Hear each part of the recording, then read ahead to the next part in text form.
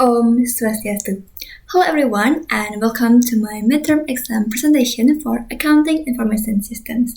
But before that, let me introduce myself. My name is Nikomo Aritrinta Dewi. My presence number is 6 and I am from 4A Managerial Accounting. Well, today I will cover the three main topics. First, I will explain the difference between data and information along with real-world examples. Second, I will describe the production cycle with the diagram, with the process, the traits, and also the dissolution. And then the third one, I will present a case analysis of ABC MSMES covering the internal control weakness, COSO framework mapping, the potential risk, and my improvement recommendation. So let's get started. Okay, let me begin with the first question, the difference between data and information. On the left side, we have data. Data refers to raw, unprocessed facts and figures that have not yet been organized, analyzed, or given context. There are four key characteristics of data. 1. Data has no meaning on its own, and that it cannot be used for decision making, and it is a raw input to a system. Data can take many forms such as numbers, text, images, or sounds. And then on the right side, we have information.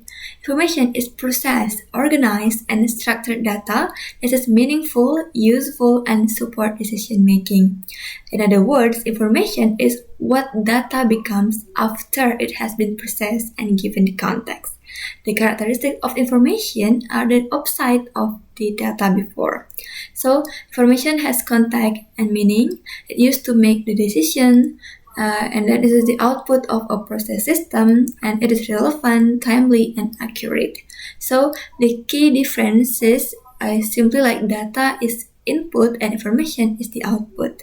And what connects them is a processing step. Okay, now let's summarize this difference in a comparison table. Looking at the definition, raw. Okay, data is raw, unprocessed fact, while information is processed and meaningful data. In terms of form, data appears as numbers, text, or symbols, where information takes the shape of report, summarizes, or dashboard. And for the meaning, data has no meaning without context. Information carries clear meaning and context. And then the purpose is also different. Data is an input to be processed, while information becomes the basis for decision or the output. And as a simple example, the number like 500 units or 15,000 rupiah is data. But the statement like January sales reached 7.5 million rupiah, that is information because it carries meaning and can guide a business decision. Okay, to make this even clearer, let me walk through three real-world examples. In manufacturing sector, the raw data like 500 unit produced, 15,000 rupiah per unit cost, and 3 hours production time. Just numbers with no story. But when processed, the information becomes production efficiency this week is 87% and cost per unit is within the budget target. Now that tells management something useful information, right? And then in sales and revenue sector, the data is just a list of transaction amounts like 2,000, 3,000, 4,000 rupiah. And then if it processed into information, the total January revenue is 11 million rupiah with an average transaction values of 2,750,000 rupiah. That is a report the business owner can actually act on. And then in the human resource, the data is employee working hours like 8, 7, 9, and then the hourly rate, and then the amount of the employees. The information becomes the total payroll this week is 7,680,000 rupiah, and the average working hours per employee is 8 hours per day. In all three cases, the data alone means nothing. It is the processing and context that turns it into information, and that is exactly what an accounting information system is designed to do, to uh, process data into information. Okay, now let me explain the second question, the zero-level data flow diagram of the production cycle. This diagram shows the entire production cycle at the highest level. It contains four main processes like product design, planning and scheduling, production operation, and cost accounting. Okay, and also there are also five external entities like revenue cycles, expenditure cycle, human resource and payroll cycle, the management, and the general ledger and reporting system. I will now walk through each process one by one. Okay, explaining what data comes in as the input, what happens inside each process, and what data goes out as the output. Okay, the first process is product design, labeled with 1.0. This process serves as the foundation of the entire production cycle. It defines what is going to be produced before anything else can begin. On the input side, product design receives the cost data from cost accounting. This ensures that design decisions stay within the company's financial boundaries, and expenses design can be flagged and revised before production even starts. There are also two bidirectional data flows between product design and planning and scheduling. The first is raw materials. Planning sends material availability data to product design, which then send back an update, confirm list of what is actually needed. The second is operation list, similar to a exchange that aligns what the design requires with what production case realistically deliver. Okay, the second is planning and scheduling, labeled with 2.0. This is the central hub of the entire production cycle. It receives information from multiple sources and distributes instruction to every other part of the system. From the revenue cycle, planning and scheduling receive two critical inputs, a sales forecast showing the project demand and customer orders representing the confirmed sales that must be fulfilled. Together, this determines how much needs to be produced and by when. This process also maintains the bidirectional exchange with product design, continuously updating the raw materials and operation list data, and with the expenditure cycle for the bill of materials. From human resource, it receives data on labor needs and available labor, allowing it to staff production appropriately. As the outputs, planning and scheduling send the purchase requisition to the expenditure cycle to procure materials, issues production orders along with material requisition, and move tickets to production operation. Forward initial with work in progress or WIP data to cost accounting, and communicate labor requirement to HR so the right number of workers are assigned. Okay, and then the third process is production operation, labeled with 3.0. This is where manufacturing actually happens on the shop floor in the real time.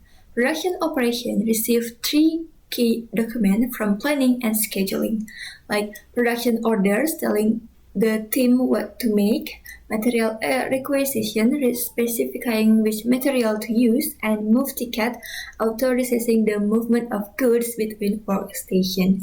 It also continuously receives the work in process data with its update and send back as production progress.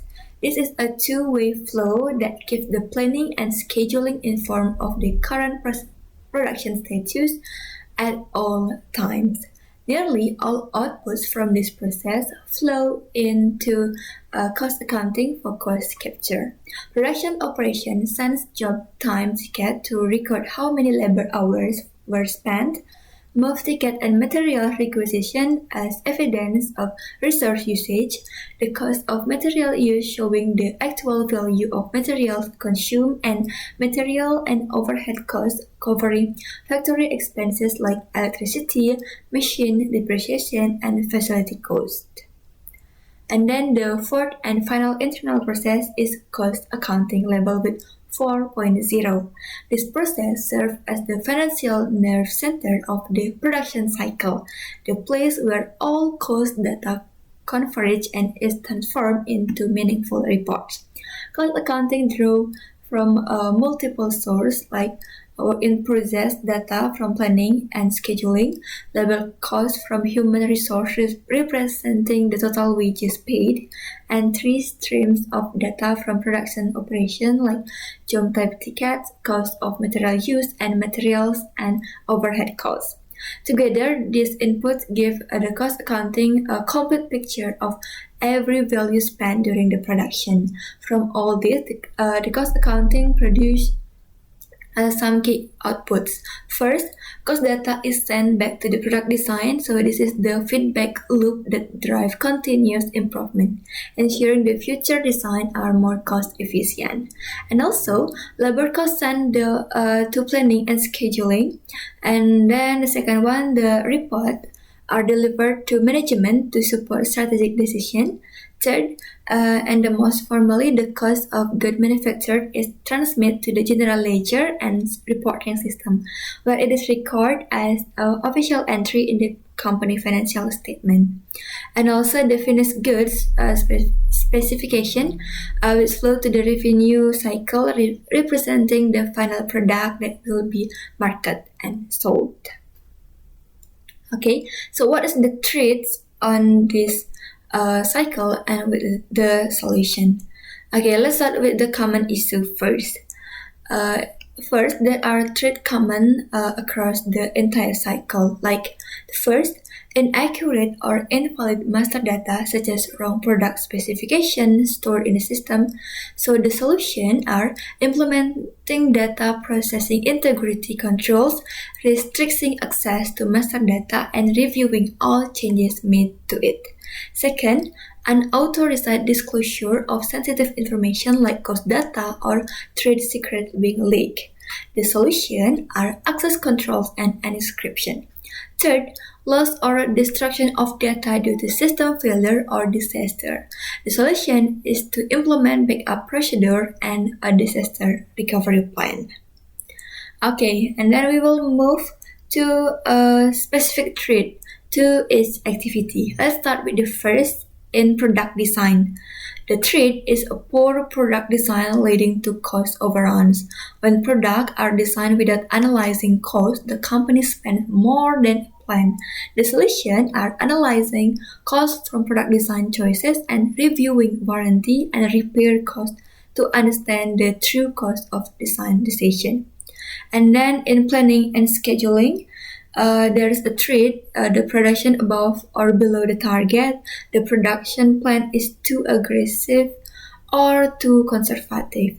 So the solution are using a production planning system like MRP, reviewing and approving production schedule before executing, and restricting access to production orders so they cannot be changed without authorization. Okay, and then for production operation, there are also several threats. Like the first is inventory theft when raw materials are or work and process going missing. The solution is physical access controls to warehouse areas, accommodation of all inventory movement, segregation of duties between the people who handle, record, and authorize disposal of assets, restricting access to inventory master data, and conducting periodic physical inventory counts and reconciled against the record quantities. And then also there's a threat is fixed asset theft. Well, machinery or equipment being stolen or misused. The solution are conducting physical inventories of all fixed assets, restricting physical access to them, and maintaining the detailed record of all fixed assets, including disposals. Okay, continue with the Production operation. Okay. The next trait is poor performance. Workers not meeting productively or equality standards. The solution are training and regular performance report so management can monitor and improve output. Next is sub-optional investment in fixed asset. Buying the wrong equipment or overpaying. The solution is requiring proper approval procedure for acquiring fixed asset, including competitive bidding. And then loss of inventory or asset due to fire or disaster. The solution are physical safeguards like fire extinguisher and adequate insurance coverage. Next is operational disruption, production halt by unexpected event. So the solution is to have backup plans and disaster recovery procedure ready so operation can resume quickly. Okay, and then next with the cost accounting process. This is the final activity, right? Okay, the trait is inaccurate cost data, error in recording actual production cost. The solution are automating source data collection wherever possible and implementing data processing integrity control to catch error before they enter the system. Next is improper allocation of overhead costs. Overhead spread across product in a way that doesn't reflect actual consumption. The solution is time-driven activity-based costing, which allocate cost based on the actual time and resource its product consumes. Okay, next is misleading management report that don't accurately reflect production performance. The solution is to use innovative performance metric such as throughput accounting, which focus on the rate of which the system generates revenue through sales. Okay, now I will move to the third part of this presentation, the case analysis. We'll be analyzing the internal control weaknesses in the expenditure cycle of ABCMS using the CUSO internal control framework as my reference. Okay, first let me give you an overview of the case. ABCMSMES is a small business in the frozen food industry producing chicken nuggets, siomai, and dim sum. The company has 12 employees and has been operating since 2022. In March 2026, the business owner, Ms. Rani, identified two major irregularities. Issue number 1, a cash difference of 4,850,000 rupiah was found. The actual cash did not match the recorded amount. And then the next issue, supplier payment had been double recorded, resulting in overpayment totaling like 3,250,000 rupiah. Because of these irregularities, Ms. Rani commissioned a mini internal audit on the company's expenditure cycle to investigate the root causes. Okay, the first internal control weakness is in the purchase and payment process. There are 4 specific problems here. First, there is no formal purchase request document. In a properly controlled system, every purchase must begin with a signed PR that is reviewed and approved by management. At ABCMSMES, this step simply does not exist. Second, the production department purchases raw materials without any PR authorization, meaning purchases are made informally with no paper trail. Third, and this is the most critical issue, the administrative staff, Dina, is responsible for both creating purchase orders and maintaining accounting record. This is a direct violation of the segregation of duties principle. When one person controls a full of transaction from start to finish, fraud or error can go undetected. Fourth, the treasurer makes payment without independently verifying whether that invoice has already been paid. According to the COSO framework, this weakness falls under control activities, specifically the lack of authorization, control, and segregation of duties. Okay, and then the second weakness is the duplicate payment incident. The timeline is clear. An invoice was issued by PT Sumber Pangan Sejahtera with the invoice number for 3,250,000 rupiah. The first payment was made on March 8, 2026. The treasurer processed it after receiving a copy of the invoice from Dina. Then on March 15, 2026, just 6 days later, the treasurer made a second payment for the exact same invoice, completely unaware it had already been settled. This happened because there was no invoice verification system in place. Specifically, there was no three-way matching. Nobody checked the purchase orders against the goods receipt note and the supplier invoice before releasing the payment. And the invoice was never stamped paid after the first payment, so it could be processed again. So the total overpayment was 3,250,000 rupiah. This weakness also falls under the control activities in the COSO framework. Okay, the third weakness is the cash difference of 4,850,000 rupiah. Three specific findings explain this gap. First, some expense receipts are not signed by the person who received the money. There is no confirmation the cash reached its intended destination. Second, some expenses are recorded only as operating expenses with no further details. Without a breakdown, it is impossible to verify whether the expenditure was legitimate. Third, there is no petty cash reconciliation policy. No procedure requires staff to count and reconcile the physical cash at the end of each day. In terms of COSO, this weakness connects to three components.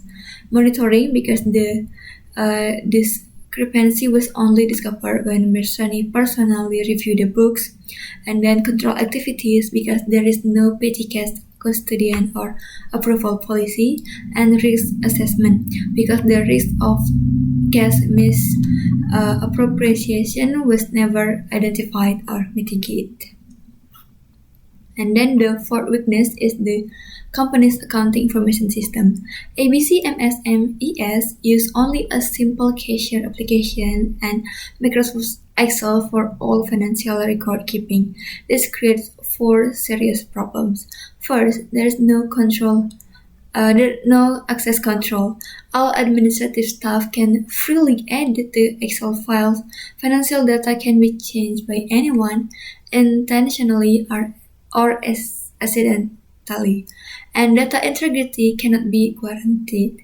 Second, no data backup. If a file becomes corrupt or accidentally deleted, all financial history could be permanently lost with no recovery option. Third, no change logs. It is completely impossible to trace who changed what, when, or why. There is no audit trail whatsoever. Fourth, the system is simply too weak. A basic cashier app combined with an unprotected Excel file is not sufficient for reliable financial management or for an external audit. So this connects to the three COSO components like information and communication, control environment, and monitoring. Okay, now let me map all four weaknesses to the five components of the COSO framework. Control environment. There is no data access policy. All staff can edit the Excel freely. The impact is high risk of data manipulation. And then risk assessment. There is no fraud or operational risk identification has ever been done for the expenditure cycle. The impact is all risks remain unmitigated. And then control activities. This is the most critical areas. No purchase request document, no segregation of duties, no three-way matching, and duplicate payment allowed to occur. The impact is fraud and direct financial loss. And then information and communication. There is no backup, no chain log, no reliable audit trail, the communication breakdown between Dina and the treasurer directly caused the duplicate payment. The impact is data loss and untraceability. And then monitoring. There is no regular cash reconciliation and no periodic internal review. The impact errors are detected very late or not at all until the owner personally investigates. As you can see, all 5 crucial components are affected.